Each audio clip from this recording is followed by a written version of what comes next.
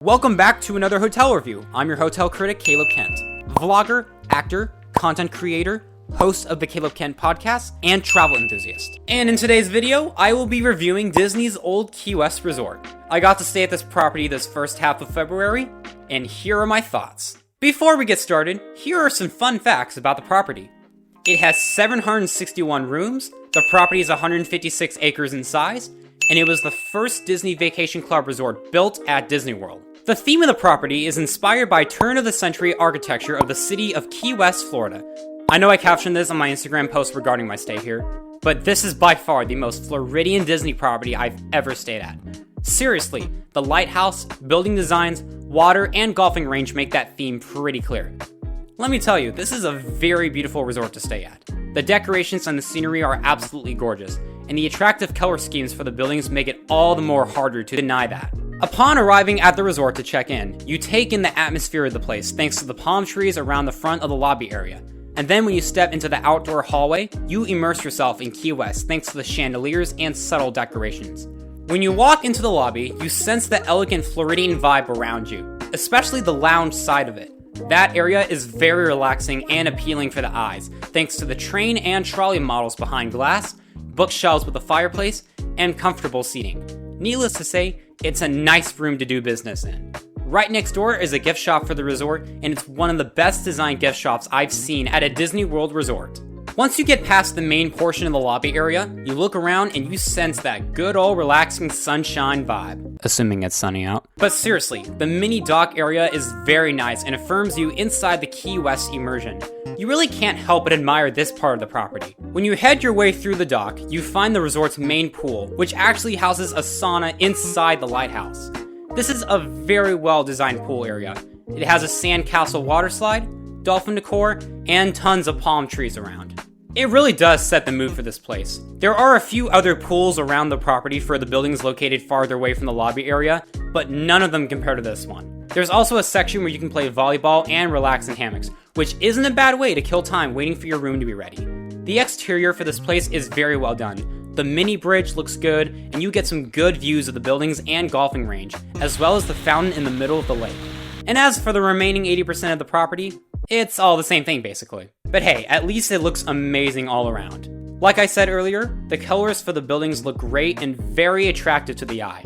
But not only that, the layout and architecture with the buildings look detailed and perfectly constructed. And the trees make the surroundings look captivating. And not to mention, the golfing range adds to the vibe around here, even if you don't play golf. This resort quite literally replicates what you can imagine living a simple and peaceful Floridian lifestyle is like. Or at least, in my opinion, it does. And not to mention, there's also not so hidden Mickeys on the railings. As far as dining goes, there's not a whole lot, which is funny considering how humongous this property is. So there's Olivia's Cafe, which I didn't eat at. Just kidding. I know in past hotel reviews lately, I show dining options at properties despite not eating there, but not this time. Anyway, Olivia's Cafe is a good restaurant to dine at. The adornments on the walls for this place set a good Floridian feel, and the food is pretty good in my opinion. You can also mobile order food here if you prefer that option. There's also a bar next to it called Gurgling Suitcase. It is rather small, but it's neat. And then there's Goods Food to Go, which, funnily enough, you can't mobile order, but it's all to go when you order here. I found out later that there's also a snack bar at one of the pools here, so there's that. But that's it for dining. If you want something super fancy or just something different, then I'd say head on over to Disney Springs for that. And that shouldn't be an issue, as this resort is located right next to Disney Springs, and Epcot as well. But seriously, one of the most convenient things about this place is the water taxi services that take you to Disney Springs, as well as take you back to the resort. Let me tell you, taking the water taxi was the most pleasant thing about this place. It was so cool to take in all the beautiful nature around the river, and you get a grand view of Disney Springs. Please, if you ever stay here, I strongly urge you to utilize this service, even if you don't want to go dining or shopping at Disney Springs. The whole experience of taking the water taxi is worth it. But as far as other means of transportation to get you to the theme parks and Disney Springs, Disney bus transportation it is. And since the property is so huge, you see the buses almost all the time around here. In fact, it's in a good chunk of the footage that I took for this video here. That's not a bad thing, by the way, or at least not in my eyes. Just make sure you locate where the nearest bus stop station is from where your room is located here. Speaking of your room, most of the rooms here are actually villas. There are studio suites you can reserve, but that's basically a standard hotel room. Most of the rooms at this resort are like this. This was the first lavish Disney suite I've ever stayed at, and I'm glad this was my first taste into what else Disney has to offer at their other resorts. The room I stayed in was a 2-bedroom villa.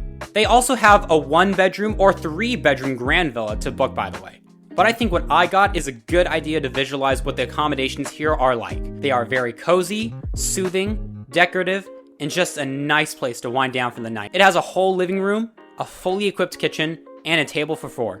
There's also a balcony with a table for 4. One bedroom consists of 2 queen beds, a mini table, windows on both sides of the beds, and its own bathroom with a closet. The other bedroom consists of a king bed, a soft chair, access to the balcony, and a jetted bathtub with blinds you can open or close, with a closet too. The bathroom connected to it has a shower with 2 heads.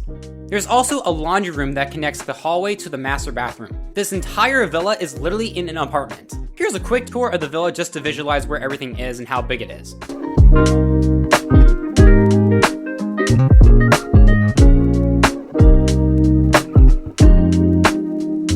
Okay, you got the idea. This was by far one of the best suites I've ever stayed at. Got a larger party than the bedrooms can fit? Not to worry, one of the sofas in the room converts into a double bed and the soft chair converts into a twin bed, making room for 3 extra people. And yes, they are comfy. It was such a shame I could only afford 1 night here, but at least it was fun while it lasted. And I like how the suite incorporates both Floridian and Disney attributes at the same time. It really was a nice place to spend the night in. Also, one thing I want to make known is that the buildings 62, 63, and 64 are the only buildings with elevators. The rest of the other buildings have only stairs, so it'll be fun taking multiple trips to your room if it's not on the ground level. Luckily, there are no legitimate cons reported from my critic analytics about this property or my experience, but I do need to say this. Starting prices for this place are an average of around $400 a night, so it's not cheap, but I'm assuming you figured that already. But notice I said starting prices, so naturally the cheapest option would be the studio suites. So as you can imagine, the villas would probably range from around $600 to more than $1,000 a night, depending on which one you select. I booked this stay on a night that wasn't popular, with prices starting from just under $300. And because I selected a 2-bedroom villa, the total for 1 night here would have sent me back approximately $925. Luckily, I am in fact an annual pass holder, and around this time, Disney World is offering up to 35% off when booking resorts, so I got this villa for literally just under $600. Don't get me wrong, it was still a lot, but I consider that a good deal for how good the villa was and how much it would have cost had I not been able to use that discount. And one more thing I want to say. Remember what I said earlier about the villa? This entire villa is literally in an apartment. Yeah, about that actually. This whole resort is a very nice place to stay at, but it honestly felt more like an apartment complex rather than a resort. Granted, it looks like a very nice apartment complex. Seriously, the buildings are designed amazingly well. But you can't help but get at least a little bit of that vibe when you see the parking lots in between the buildings and how you have to walk on the road sometimes instead of constant pathways. It's really not that big of a deal, but it's something I should probably point out because I am a critic that likes to yap. I should probably find another word other than yap at this point. It's getting overused. But yeah, that's all I have to say that's quote-unquote bad about this place, because this whole property is a very high-value place to stay at, and I had a good time. In conclusion, if you are looking for a Disney World resort property with a true Floridian feel, convenience to Disney Springs, relaxing environment, or somewhere elegant that can accommodate large parties, then this is a great choice to pick. But if you want a property that is more in your budget, feels more closer to the theme parks, or has more of a resort feel rather than an apartment feel, if that's important to you, then I'd recommend choosing another property to stay at. This resort really does look well, and Disney did a great job building this place, and the staff around here are very friendly too. Everything from the waters to the colors to the room decor perfectly set the mood for me to relax and have a great stay here. I plan to stay at every Disney World resort property, but I definitely will want to come back one day with more people and more nights, if I can one day. So, after everything I've said, Disney's Old Key West Resort gets a final score of 90 out of 100. Thank you for watching this hotel review, and I will see you in the next video. Over and out, on to the outro. Hey, thank you so much for watching this video. If you want to go check out some other videos that I have made, you're just one click on the channel icon away from doing so. If you want to find me on social media, I'm on Instagram, TikTok, and Snapchat. They're listed right up. Be sure to like, subscribe, comment, and share if you wish to do so. And if you are or will be a returning viewer, I will see you in the next video. Have an amazing day.